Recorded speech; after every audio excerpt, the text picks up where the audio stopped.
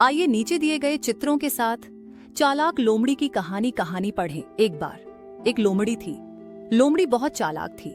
उसने पास में एक डो को चरते हुए देखा और अपने दोस्तों, एक माउस और एक तेंदुए के पास भाग गया।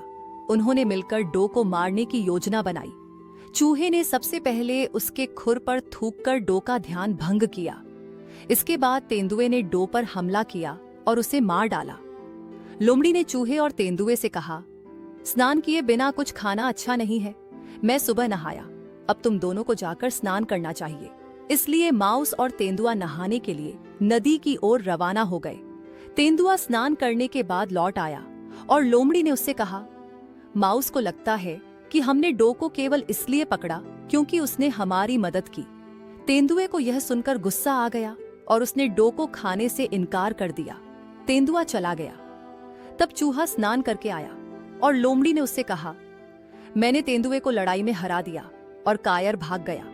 अब मेरे साथ लड़ने की तुम्हारी बारी है। चूहा भाग गया और चालाक लोमड़ी ने खुद से डू का आनंद लिया। कहानी का सारांश यहाँ बच्चों के लिए चालाक लोमड़ी की कहानी का सारांश है। एक बहुत चालाक लोमड़ी रहती थी जो हमेशा अपनी चतुर योजनाओं से दूसरों को धोखा देना चाहती थी।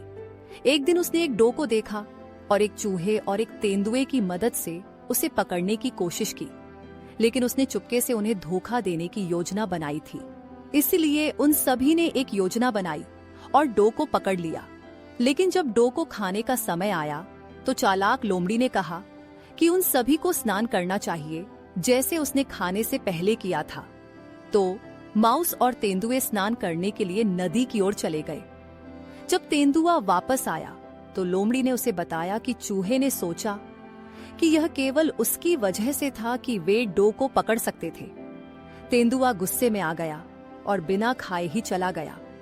तब चूहा लौट आया और लोमड़ी ने उससे कहा कि वह तेंदुए के साथ लड़ा और जीत गया और अब उन्हें भी लड़ना होगा। बेचारा चूहा डर गया और भाग गया। इस प्रकार लोमड़ी ने अकेले डो का आनंद लिया